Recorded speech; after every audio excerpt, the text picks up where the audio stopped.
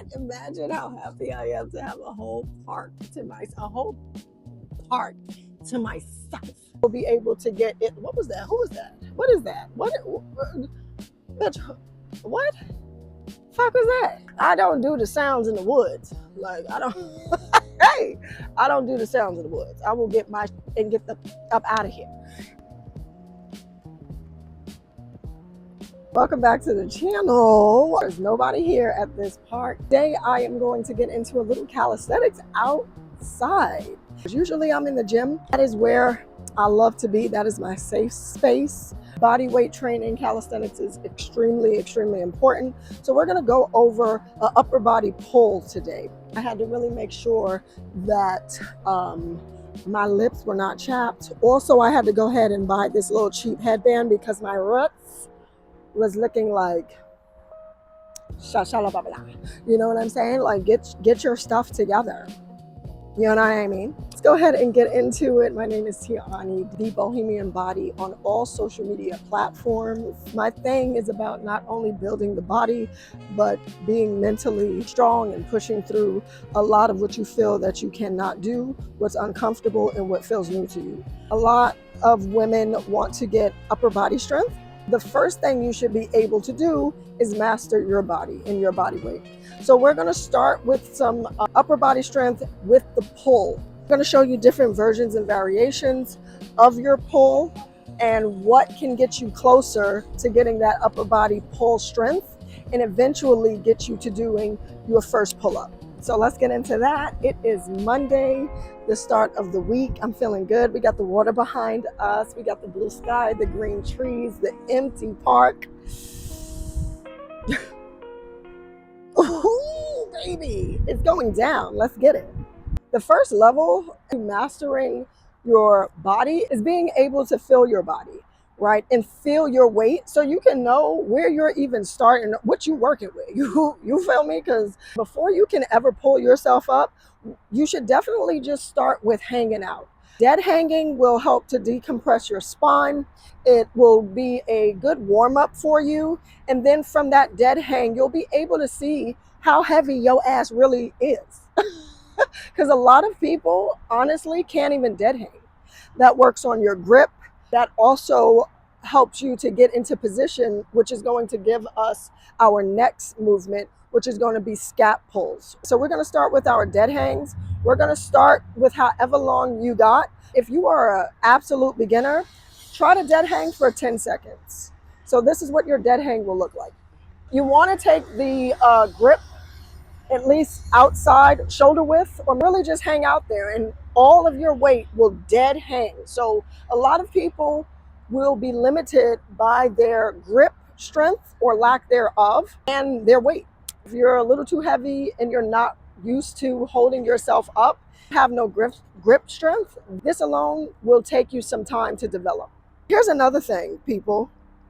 I didn't shave. You know what I'm saying? So just, be cool. So make sure you wrap your thumbs around. I want to take this grip for right now. Really master getting that thumb under and just hanging out here. So let's hang out for 10 seconds. 10, 9, 8, 7, 6, 5, 4, 3, 2, 1. That's an actual 10-second count. If your seconds and seconds in general are not going to sound like 1, 2, 3, 4, 5, 6, 7, 8. That's how most people count. When you look at your clock, when you're doing your work, it is not going to move that fast. So include a Mississippi in your count. 1 Mississippi, 2 Mississippi, 3 Mississippi, and then you'll be more on target with your actual count. I would do that 10-second hold about 2 more times and get used to it. And try as you progress, maybe like the next week, say you do start on Monday and then you work out again and try your upper body again on Wednesday or Thursday, I would try to add a second more or maybe 5 seconds more. So from that dead hang, I would go to scap pulls. With the pull-up, the lats, which are on the outsides of your bodies, those large muscles, those back muscles are what should be working the most, right? Sometimes we feel it a little too much in the bicep area. We want to make sure that the lat is what is moving, the predominant muscle moving and allowing you to do that pull up. So a lot of times we can't really connect to our back, and these scap pulls will help you to do so. With the scap pulls, you want to make sure that the arms are completely locked out. There should be no bend to the elbow when you're doing your scap pull. So we come to our dead hang. Sometimes people will do this. That's not a scap pull, right? We're just pulling with our arms. We do not want to do that. The arms stay fully locked out. So if you are not locked out when doing your scap pulls, you are not actually doing a scap pull. We want to just pull up that chest, retract the shoulders, the shoulder blade, and the traps. And you'll feel this lift as you create tension on the bar. So that was 10 scap pulls there. That's also a really good warm up after your dead hang to go into those scap pulls. It's just like a cute little, like, a little appetizer for what you should and will be feeling when you get to the actual pull-up. So let's move over to the shorter bars so we can get into your inverted rows, right? So we have horizontal and then we have vertical rows. So this would be considered a vertical row because we're going straight up and down. With your horizontal row, that will include your inverted rows. If you are just starting off, here's where you would want to be on your higher bar. Your incline will be a little bit more forgiving and it will be higher. The higher your incline, the less challenging it will be. The lower your bar and the lower your incline and the more horizontal you actually get, the more challenging it is, right? So I would definitely start here and you'll see the difference as I start. So you can do it two different ways. You can go overhand grip or underhand grip. Changing your grip up is going to give you, have you feel it a little bit different in certain areas and target certain muscles differently. If you have an outside grip, which is going to be a little bit more challenging than your supine or underhand grip, you will feel it a little bit more in the lat area, maybe some of your rear delts. If you take it inside, you're going to get a little bit more of your rhomboids in the inner mid-back area, and then a little bit more on your bicep as well. So I'll show you that. We're going to go for, I would stay in the range of about 8 reps, 8 to 10 reps, so you can train your pattern and actually start to feel and target that muscle before you start doing less reps, right? Try to do a little bit more reps so you can get the pattern, the muscle mind connection, the nervous system can get used to the movement. Then you can start lowering the reps once you get a little stronger and maybe become more explosive, right? With lower reps. Maybe add a weight to what you're doing when you want to build the strength, when body weight is just not enough. But to begin, let's start with 8 reps overhand. If you feel good, then go for 10. So we're going to step our feet out. Once again, if you are new, this is as far as I would go. Going any lower with that incline is going to make it a little bit more challenging. So this is for beginners, upper body. Most people are going to have to just start here, honestly. So we'll come to a full extension, and then keeping your heels on the ground, toes up, we're going to pull our chest to the bar, right? And I want to lift my chest up to the sky as I row. I don't want to shrug up. I want to release my shoulders down and back.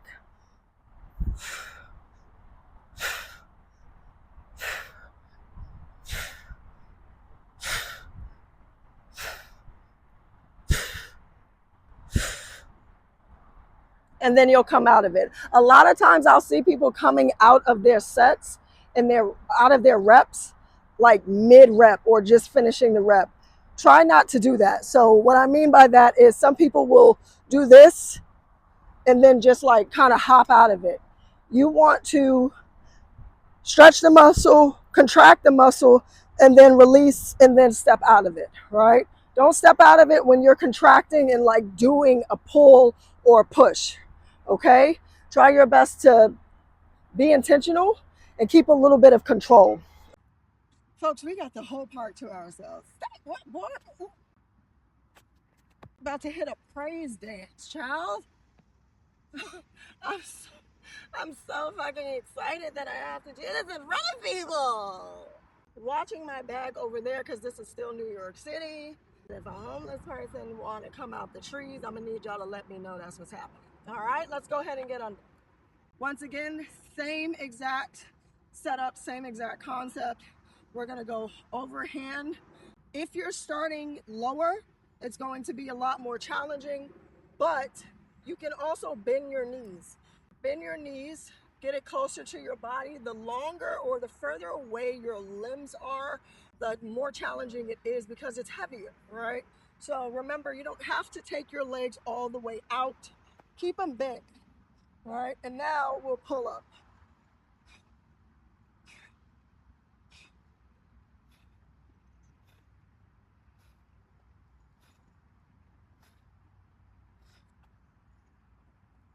And that's 10. You would go to legs long, right, if you wanted to make it a little bit more challenging, and you would get under, and that would make it even more challenging.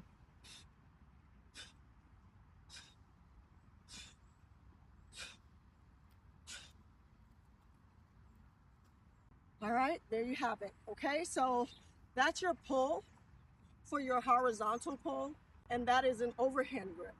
We're gonna get into that underhand grip and show you what that looks like. Hydration on that ass. Don't be out here passing out. Also, especially for the ladies, when it's that time of the month, you're on your cycle, which I am currently on. Okay, so working out on your cycle can be not fun at all. Everything is going to feel harder. You're going to be more aggravated, bothered. The things that might be super easy for you, or even if it's not easy for you, you're gonna feel it so much more. You're gonna feel tired. You're gonna feel like you can't move as fast. You can't go as hard.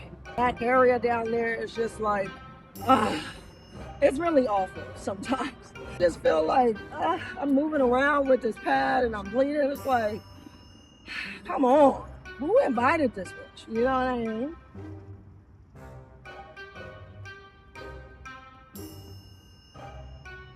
That's why you gotta stay hydrated, especially if you are working out outdoors.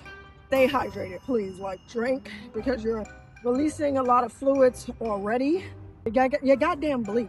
You feel me? Like, it don't get no worse than that.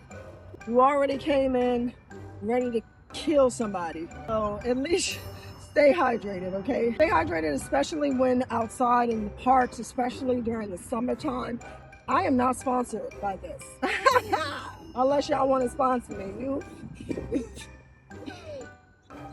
Let's do these underhand pulls. Imagine how happy I am to have a whole park to myself. This is a shy girl's candy store, okay? I can be as silly and stupid as I want to be. I just have to get used to being like that in front of people. Yeah, you know what I mean? In public, let's go underhand. Let's go underhand. Okay, you see the bicep? You see it. You'll see it. So remember, we're starting off higher, all right? And you'll pull. This is going to feel a lot easier than that overhand.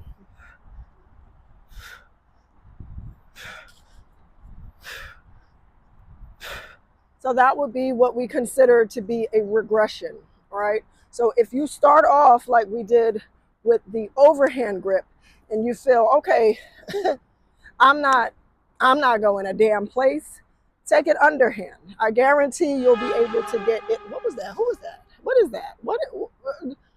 Bitch, what? Fuck was that? I don't do the sounds in the woods. Like, I don't, hey, I don't do the sounds in the woods. I will get the up out of here. Anyways, damn this content. What was I saying? Yeah, so that I guarantee you will get at least 1 or 2 reps. Guarantee. You will get at least 1 full rep. And I'm talking about people who this is completely new. Saying 1 full rep might sound like, oh, she's trying to be funny. Like, no, I'm dead serious. Like, If you can't pull yourself up once overhand, you will at least be able to pull yourself up once underhand. And when I mean pull, I mean a full range of motion. A lot of the time, people do half reps, and there's a time and a place, but your rep shouldn't look like this. This is not a rep, right? You want to try when you are first beginning to come fully to the bar, chest to the bar, and then full extension. Yeah, a lot of people often feel like, oh, I don't have to go full extension. I don't have to go full range of motion. I don't have to bring my squat all the way down. I don't have to bring my chest all the way to the bar. I don't have to do a full push up. Yes, you do. Yes, you do. You should always be doing full range of motion, honestly, but especially if you are a beginner. If you are a beginner, you don't have time or experience enough to be talking about you're going to do half reps. If it's already hard for you to get halfway, so what strength do you think you're going to build if you are struggling to go halfway through? Always, always, always complete the rep with full range of motion. You have to fully stretch the muscle and fully contract the muscle for the muscle to understand and know and adapt to a new stimulus and overload. That's what the body is doing. So if you teach it to just do half reps, especially when you're beginning, that's where you're going to stay. That's where the body is going to adapt to. And that's it. We don't want that. You can play around when you're a little bit more advanced, but for beginners, go through all of the work. Do your work, pay your dues, do the full range of motion all the time. All right, let's move on. So my hips are high and my knees are bent, but I'm at a lower angle.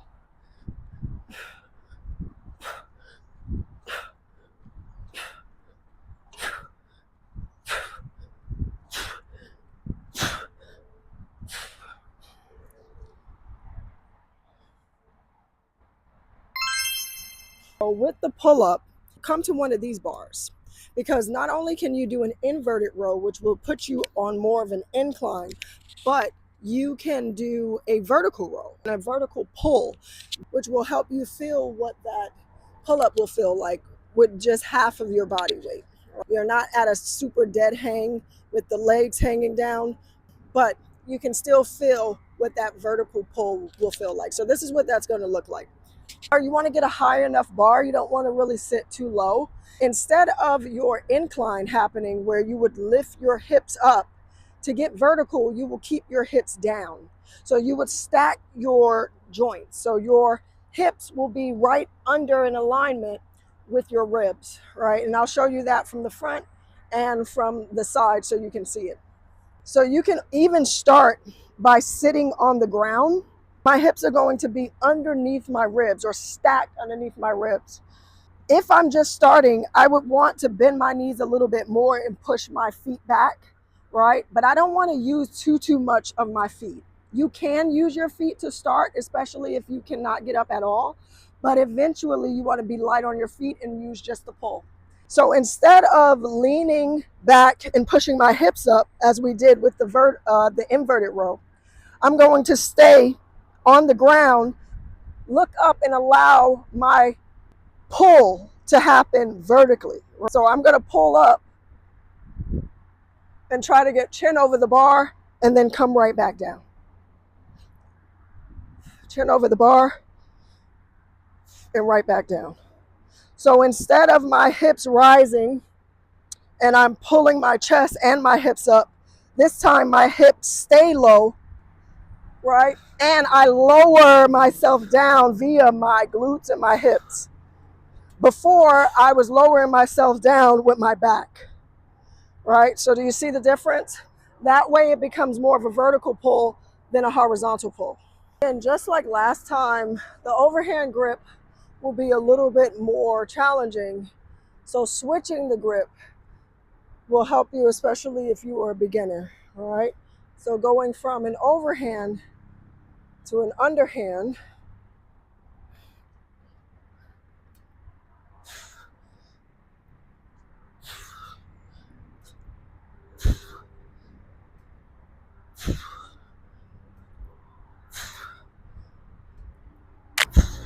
So we are going to end it here. That was some regressions, some progressions for just getting started with upper body and upper body pull. It is not push. We have more to do, right, with our push-up, but that was just for your pull, and especially if you are looking to get your first pull-up. So these are some movements and some things that you should be mindful of and some ways to get that first pull-up.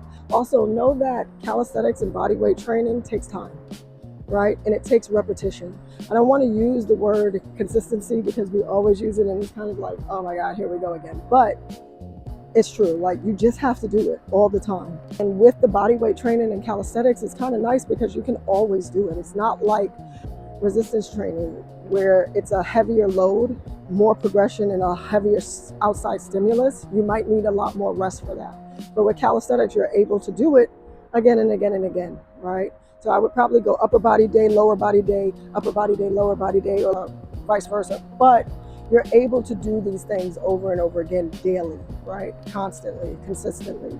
And it takes time. It's going to take time. It's going to take days. It's going to take weeks, maybe even years. And that's okay.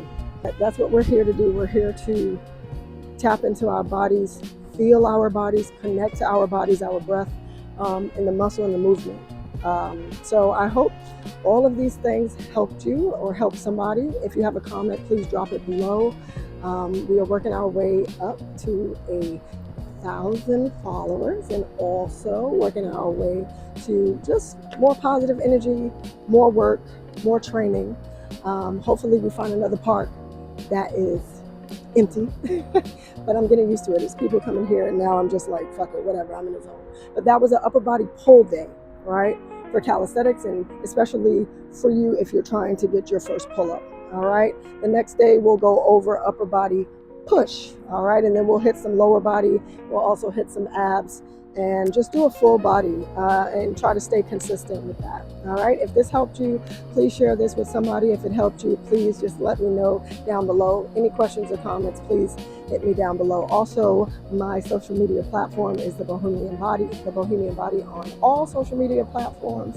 You know what I'm saying? We're trying to be on a rise. You feel me? It's a beautiful day. I hope you have a wonderful day. Thank you so much for coming and enjoying this video with me. Please stick to it. Keep doing it. Follow along. Let's get it.